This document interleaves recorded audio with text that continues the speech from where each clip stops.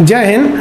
आप में से बहुत से लड़कों ने कमेंट कर करके ये बात पूछा कि सर टूर ऑफ ड्यूटी को अच्छे से समझा दीजिए। तो चलिए समझते हैं हम लोग टूर ऑफ ड्यूटी के बारे में। तो समझते हैं हम लोग टूर ऑफ ड्यूटी के बारे में डिटेल से। आप अगर ध्यान से समझेंगे तो आर्मी में जाने के कई रास्ते हैं। इंडिया में अगर देखिएगा तो ये 3 रास्ते हैं। अभी इंडिया में एक दौर है परमानेंट कमीशन। परमानेंट कमीशन उसे कहा जाता है जिसमें आपको पूरी ज़िंदगी आर्मी के साथ पूरी लाइफ गुजारनी होती है। लाइफ कहने का मतलब ये नहीं है कि आपको पूरी ज़िंदगी आर्मी में नहीं रहना है। अगर आप जवान हैं तो आपकी उम्र 38 से 40 साल होगी तो आपको रिटायर कर दिया जाएगा। ऑफिसर हैं तो 54-55 पे रिटायर कर दिया जाता है। कर्नल से ऊपर रैंक के हैं तो 60 साल पे रिटायर किया जाता है। तो ऑन एन एवरेज ये परमानेंट में आते हैं। इसके अलावा एक शॉर्ट सर्विस कमीशन होता है। इसमें आपको 10 से 15 साल ड्यूटी करनी होती है। जब तक ड्यूटी करिएगा तब तक आपको सैलरी वगैरह सब कुछ मिलते रहेंगे। 15 साल बाद रिटायर कर दिया जाता है। अब रिटायरमेंट के बाद इन लोगों को पेंशन भी दिया जाता है। अब आर्मी जो नया प्लान कर रही है वो टूर ऑफ ड्यूटी ये 3 साल के लिए होगा। अभी इस पर कोई ऑफिशियल बात नहीं हुई है कि इसका स्ट्रक्चर कैसा रहेगा, लेकिन हमारे जो CDS हैं, chief of defence staff Bipin Rawat, उन्होंने इस ओर इशारा किया था कि टूर ऑफ ड्यूटी का प्लान चल रहा है। तो ये 3 साल के लिए आर्मी में आना होगा। अभी हम इस पर डिटेल से चर्चा करेंगे। पढ़ाने के लिए इसमें VIP लोग को शामिल कर दिया जाता है। अब मेन जो है वो हमारी बात चल रही है किस पर, टूर ऑफ आर्मी पर, टूर ऑफ ड्यूटी पर। इसके तहत केवल 3 साल के लिए लाया जाएगा। अब आप कहिएगा कि सर 3 साल में फ़ायदा क्या होगा। देखिए, मान लीजिए अगर इस साल 1000 लोगों को भर्ती किए, फिर अगले साल 1000 लोग, फिर अगले साल 1000 लोग, 3 साल में हमारे पास कितने हो गए, 3000।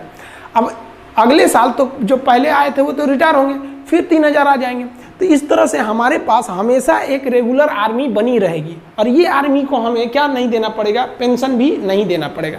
अभी हम पेंशन पे आएंगे, चर्चा करेंगे। अब थोड़ा सा हम आगे समझते हैं टूर ऑफ ड्यूटी में। ध्यान से समझिए, इस टूर ऑफ ड्यूटी के बारे में समझिए। ये एक तरह का इंटर्नशिप है। इंटर्नशिप क्या होता है कि आपको किसी खास काम के लिए और खास फिक्स समय के लिए जब बुलाया जाता है तो उसे इंटर्नशिप कहते हैं। इससे सेना हमेशा जवान रहेगी, यंग रहेगी।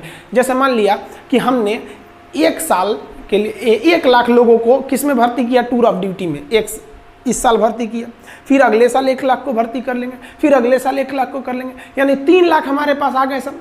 फिर अगले साल इधर 1 लाख को रिटायर करेंगे तो फिर 1 लाख को भर्ती भी तो कर लेंगे। और जिसको हम रिटायर किए उसको तो पेंशन देना नहीं है कि भैया हम 3 साल ड्यूटी कराए हैं। अब ध्यान से समझिएगा जी, ऐसे करके हमारे पास 3 लाख का स्टॉक बचा। और ये 3 लाख की जो आर्मी है एकदम यंग है। 18 साल के लड़कों को भर्ती करेंगे, 18, 19, 20, 21। तो ये 3 साल का, 18 से 21 साल का, 18 से 21 साल के लड़कों को शादियों ब्याह नहीं हुआ रहता है, एकदम यंग गर्म खून रहता है। अब बॉर्डर के फ्रंट लाइन पे खड़ा करेंगे ना, देशभक्ति राष्ट्रवाद तो कूट कूट के भरा है, समझ में। अब जैसे कोई परिवार वाला आदमी है, सेना हमारी हर उम्र के जवान बहादुरी से लड़ते हैं, लेकिन जो 40-50 साल एज हो गया उन पे जिम्मेदारियां हैं, उनके बाल बच्चे हैं, वो भी इंसान हैं, वो भी हमारे लिए लड़ते हैं।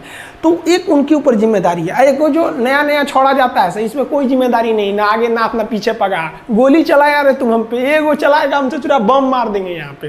तो ये आर्मी को यंग रख सकते हैं। इससे आर्मी को डबल फायदा कि आर्मी हमेशा यंग रह गई, और जो रिटायर हुए उन्हें सैलरी भी नहीं देना है। और आर्मी कम भी तो नहीं होगी ना भैया, हर साल हम 1-1 को रखे रहेंगे। हमेशा हमारे पास 3 लाख की एक टूर ऑफ आर्मी की, टूर ऑफ ड्यूटी की फौज पड़ी रहेगी। समझ में आया कि नहीं आया।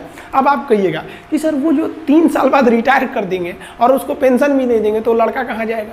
तो देखिए भैया, इसमें सेना विचार कर रही है कि हम इस तरह से एंट्री कराएंगे कि जैसे कोई लड़का ग्रेजुएट हो गया है, तब आओ भैया 3 साल ड्यूटी करो और जाओ। और सरकार एक नियम बना देगी कि कोई भी SSC, रेलवे, बैंक वगैरह वो इन लड़कों को आरक्षण दे जो मतलब आर्मी की ट्रेनिंग कर ली है। क्यों? क्योंकि इनके अंदर एक डिसिप्लिन आज होती है। आपका बढ़िया बढ़िया ब्रांड, जो हज़ारों रुपए के आप जो ब्रांड पहनते हैं ना, उस ब्रांड की कोई कीमत नहीं है अगर आपके बगल में कोई बंदा वर्दी पहन के इंडियन आर्मी का उस पर लोगो बना हो, पहन के खड़ा हो जाए तो सारा आपका ब्रांड बर्बाद हो गया उस आर्मी के वर्दी के बाद। तो एक वर्दी भी मिलेगी, रैंक भी मिलेगी, सैलरी भी मिलेगी।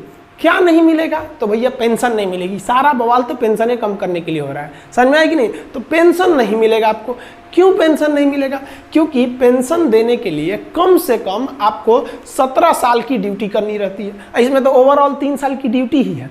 तो समझ में आ रहा है कि नहीं आ रहा है। जो टूर ऑफ ड्यूटी के तहत आएगा वो सेना के एडवेंचर को भी देख लेगा, राष्ट्रवाद भी देख लेगा, डिसिप्लिन भी सीख लेगा, स्वास्थ्य, मेंटेलिटी, हर चीज़ को सुदृढ़ कर लेगा और दूसरी नौकरी में उसको छूट भी मिलेगा, तो उसका भी करियर खराब नहीं हुआ।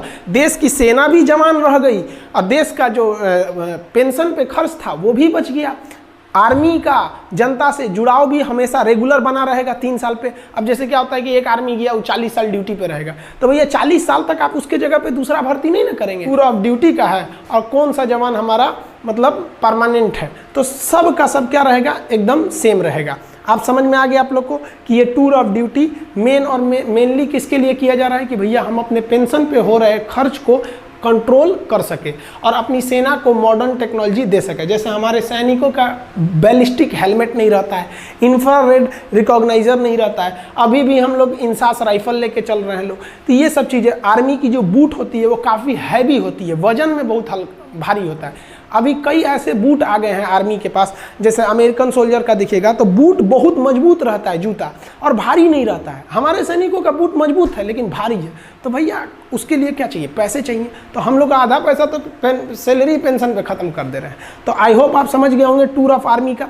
बाकी आर्मी में हथियार वगैरह कौन से होते हैं, कैसे आप देख सकते हैं, देख के कैसे पहचान जाएंगे कि AK-47 है कि SLR है कि 303 है कि इंसास है, पिस्टल, माउजर, इस सब में क्या क्या डिफरेंस होता है, इस सब के बारे में हम आपको वीडियो बता देंगे। बहुत से लड़के कर रहे हैं प्लेलिस्ट बनाने के लिए, तो उसको भी बना देंगे और प्लेलिस्ट में हम आपको डिफेंस में आपको हर एक चीज़ हथियार वगैरह के बारे में भी समझा देंगे, ताकि युवाओं के प्रति एक जिज्ञासा रहती है कि हमारी आर्मी क्या कर रही है। आई होप आप समझ गए होंगे। समझ में आया। एक सैल्यूट हमारे भारत के वीर जवानों के लिए। जय हिंद।